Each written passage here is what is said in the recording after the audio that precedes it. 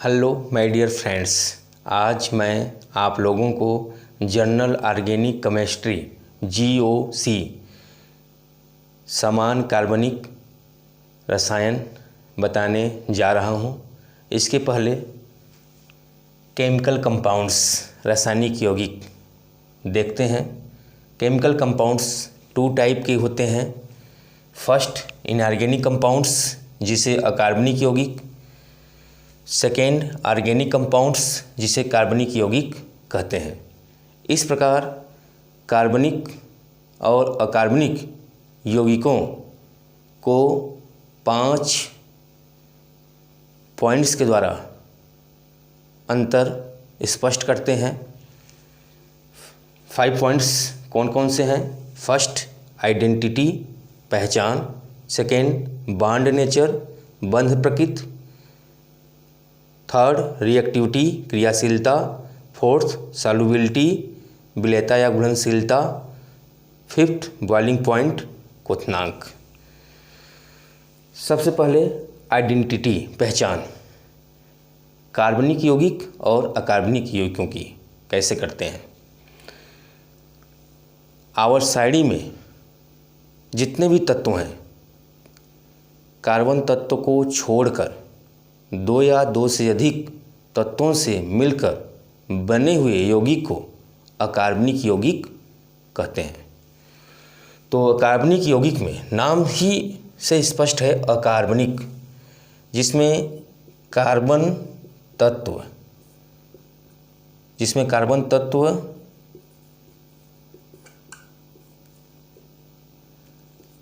तत्व उपस्थित नहीं होता है।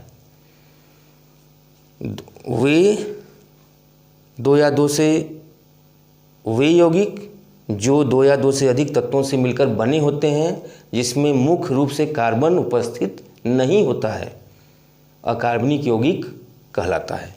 For example H2SO4, sulphuric acid.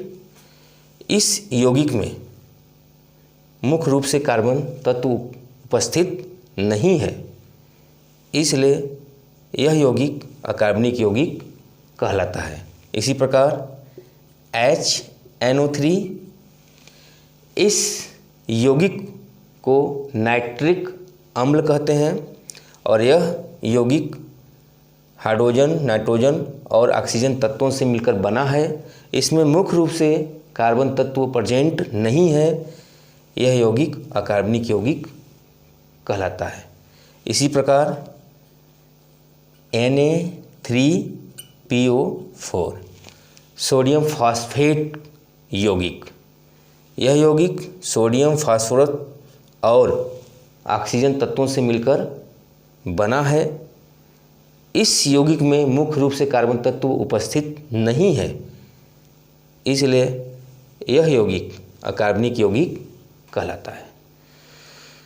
अकार्बनिक यौगिक में मुख्य रूप से कार्बन तत्व उपस्थित नहीं होता है, ऐसे यौगिकों को अकार्बनिक यौगिक कहते हैं।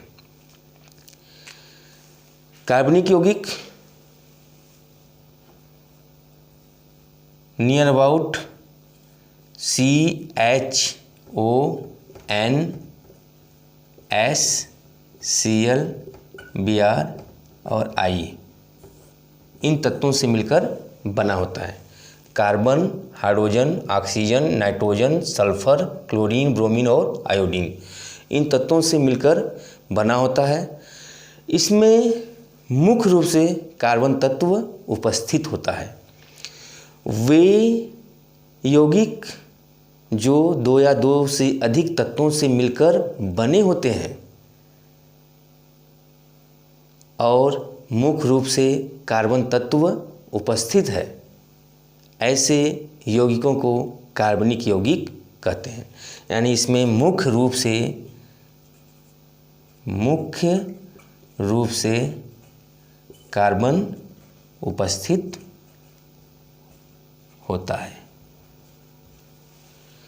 For example HCOOH, formic acid, formic अम्ल। यह यौगिक हाइड्रोजन, कार्बन और ऑक्सीजन 3 तत्वों से मिलकर बना है, जिसमें मुख्य रूप से कार्बन तत्व उपस्थित है, इसलिए यह यौगिक कार्बनिक यौगिक कहलाता है। यूरिया NH2CONH2 ये यूरिया का सूत्र है। यूरिया नाइट्रोजन, हाइड्रोजन, कार्बन और ऑक्सीजन 4 तत्वों से मिलकर बना है, जिसमें मुख्य रूप से कार्बन उपस्थित है, इसलिए यूरिया यौगिक कार्बनिक यौगिक होता है। इस प्रकार कार्बनिक और कार्बनिक यौगिकों की पहचान करेंगे। अकार्बनिक यौगिक में कार्बन तत्व उपस्थित नहीं होता है, जबकि कार्बनिक यौगिक में मुख्य रूप से कार्बन तत्व उपस्थित होता है।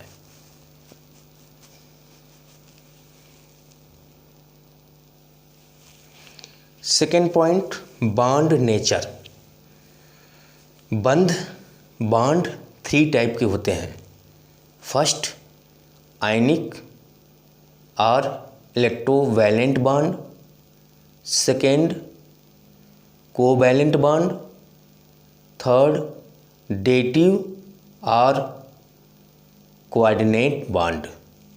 हिंदी में आयनिक या वैद्युत संयोजक बंध, सहसंयोजक बंध या उपसंयोजक बंध कहते हैं। आयनिक एवं वैद्युत संयोजक बंध को आयनिक और इलेक्ट्रोवैलेंट बॉन्ड, सहसंयोजक बंध को कोवैलेंट बॉन्ड, उप सहसंयोजक बंध को डेटिव या कोऑर्डिनेट बॉन्ड कहते हैं।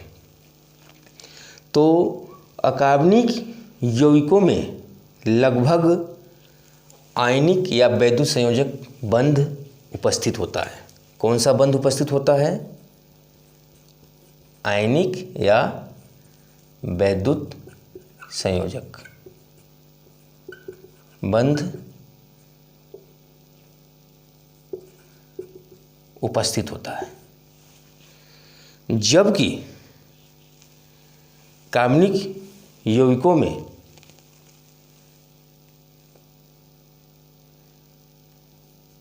सहसंयोजक बंध व उप सहसंयोजक बंध उपस्थित होता है। तो ध्यान से देख लीजिए, कार्बनिक यौगिकों में लगभग आयनिक या वैद्युत संयोजक बंध उपस्थित होता है, जिसके कारण इनकी जो प्रवृत्ति या प्रकृति होती है, ये जलीय विलयन में, एक्वस सॉल्यूशन में या पोलर ध्रुवीय विलायक में आयनों में आयनित या वियोजित हो जाते हैं।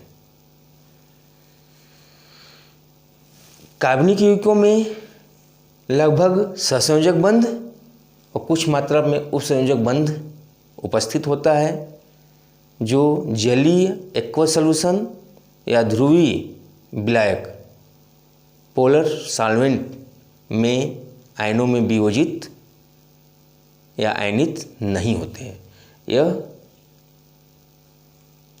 यौगिक जलीय विलयन में या ध्रुवीय विलायकों में आयनों में आयनित नहीं होते हैं या वियोजित नहीं होते हैं, जबकि अकार्बनिक यौगिक जलीय विलयन या ध्रुवीय विलायकों में आयनों में आयनित या वियोजित अर्थात टूट जाते हैं आयनों में, और ये आयनों में टूटते नहीं, क्योंकि इसमें जो है सहसंयोजक और उपसंयोजक बंध उपस्थित होते हैं, जबकि अकार्बनिक यौगिक में आयनिक या वैद्युत संयोजक बंध उपस्थित होता है।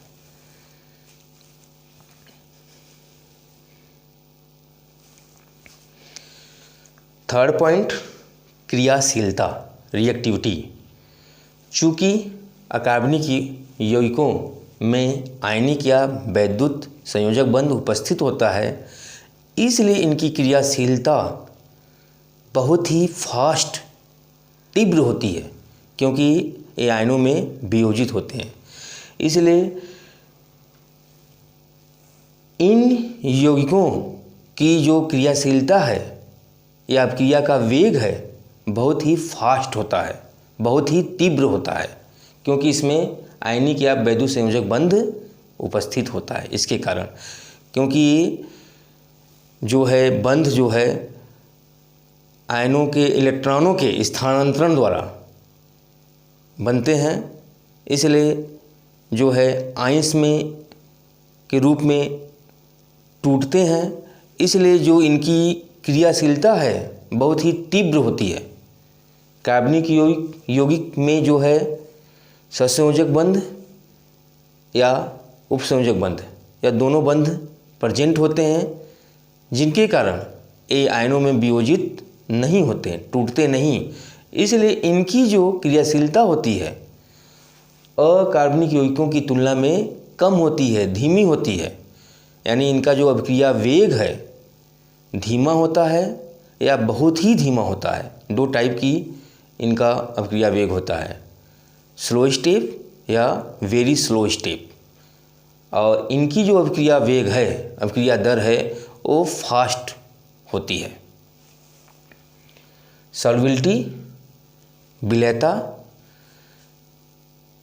इनमें इनका जो नेचर है इन यौगिकों का वैद्युत संयोजी या आयनिक यौगिक होते हैं, इसलिए अकार्बनिक यौगिक जलीय विलयन और ध्रुवीय विलायकों में विलेय होते हैं, घुलनशील होते हैं। जबकि कार्बनिक यौगिक जो है सहसंयोजी या उप सहसंयोजी प्रकृति के होते हैं, नेचर के होते हैं, इसलिए ये जलीय विलयन या ध्रुवीय विलायकों में विलेय नहीं होते हैं। बॉइलिंग पॉइंट, इन यौगिकों में आयनिक या वैद्युत संयोजक बंध प्रेजेंट होता है और यह बंध इलेक्ट्रॉनों के स्थानांतरण द्वारा बनता है। तो ये प्रबल बंध होता है जिसे तोड़ने के लिए अत्यधिक ऊर्जा की आवश्यकता पड़ती है। इसलिए इनका क्वथनांक जो है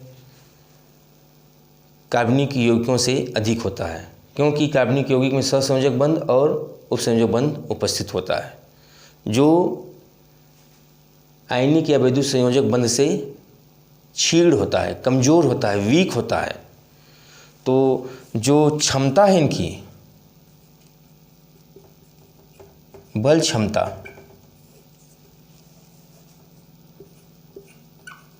वैद्युत संयोजक बंध की ज़्यादा होती है, उसके बाद उप सहसंयोजक